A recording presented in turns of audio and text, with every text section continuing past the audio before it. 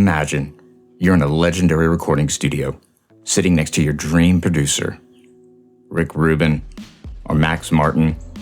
This is your one shot. What do you say? Do you whisper, female vocal, pop, banger, mysterious? What do you think they would do? Real producers don't think in vague prompting tags. They think in sound and space and emotion. And that gap is exactly why most AI tracks sound average and why a few sound pro. Most people treat Suno like a vending machine. Type in some generic prompts, hit generate, and hope. They prompt and pray. This tutorial is for creators in 2026. I'm about to share with you the changing landscape of advanced prompting and with two equally important ways of improving outputs, allowing you to take control and prevent drifting towards the average. Plus, I have one additional secret to getting more out of Suno, if you stick around until the end. Let's be straight, the old way is over. The genre plus mood plus instrument plus vocal approach, it still works, but it's not going to give you the best results for professional AI music quality. You could pay other YouTubers $97 for 10,000 prompts, but that will not help you with consistency or variation. You'll be stuck in that same trap.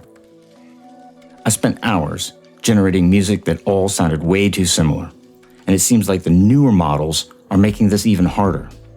So I scoured the forums and found different ways that others have used successfully. I combined these ideas into a single document and linked it for free in the video description below. The old way was just using keywords and tags, leading to similar sounding results because the model creates what it thinks you want. The new way is creating a style narrative.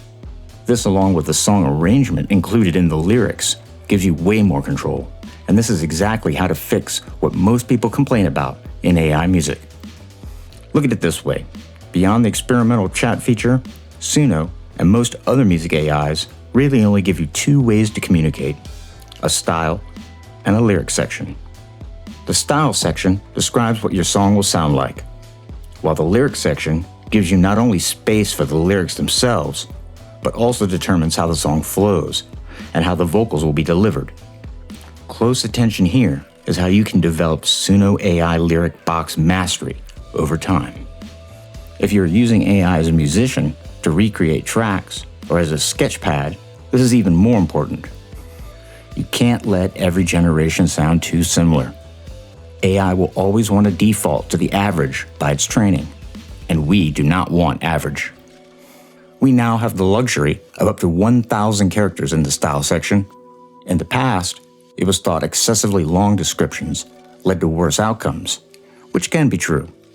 However, a well-ordered description that is easy for the AI to understand is never bad. So how do we do that? By using longer prompts with more focused words. This will always outperform the old way of 5 vague genre tags. I am presenting here 9 descriptors that narrate the music that you want, which I argue is better than the old way. But 9 is a big number, and if we think of it as 3 groups of 3, we might not get overwhelmed. The first thing we must do is build the sonic foundation, like the foundations of a building. Without a solid foundation, we can't build anything worth listening to. So, ask yourself the important question of what sound you want. We start with fidelity. This describes the sonic medium.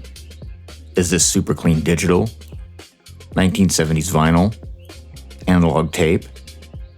Don't worry too much about memorizing everything. Any LLM can guide you through this if you give it concrete examples of what you're going after. Just remember to remove artist names or remind them not to mention it in the output. Look to the Google Doc below for more Suno AI fidelity tips. Next is separation or clarity. Think of it as transparency or thickness. Does the music use a wall of sound with large sonic blurring? Or does it rely more on the space between the notes, like in jazz or minimalist techno? Does the song have clarity, such as a wide stereo image, or is it intimate and close? The last sonic foundation is frequencies. Think of this like the tone knob on your stereo. Is the song bright or dark, booming bass, or no bass at all? Now we move into the next three descriptors, the feel and the style. Ask yourself what era the track would be coming from. What is the production style? Was it recorded in a modern studio or in a garage? What type of energy or dynamics? Is this mosh pit punk or orchestra's highs and lows? What about tempo and groove? Is it smooth head bobbing swing or prog rock time signature changes?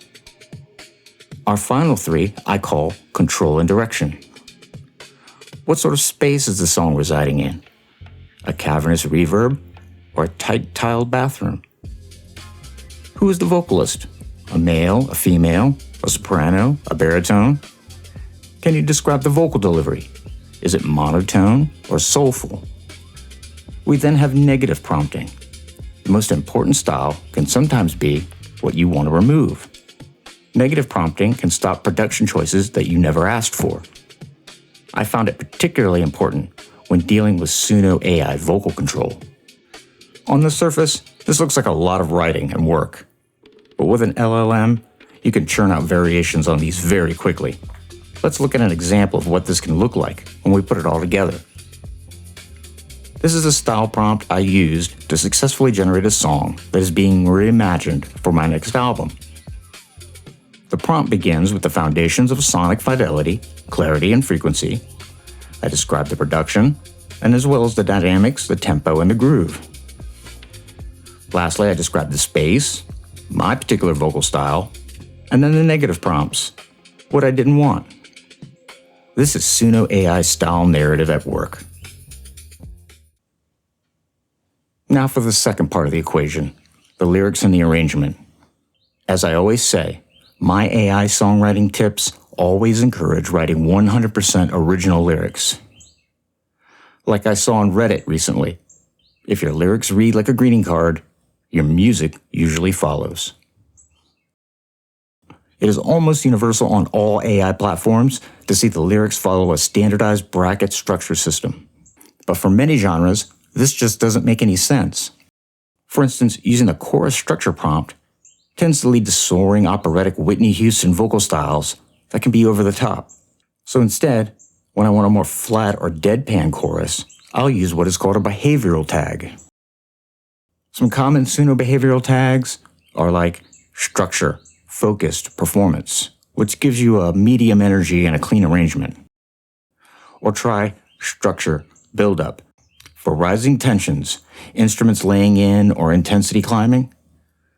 This Suno AI structure tag approach is a great way to mix things up. Just like with style narratives, LLMs can help. By giving the LLM your original lyrics and some examples of songs you like, it can give you infinite variations of song structure.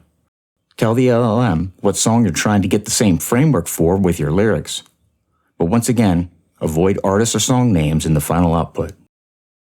And don't be afraid of transitions, flavor, or interlude tags. They're often more genre-specific and can add that little extra something that can make a song come alive.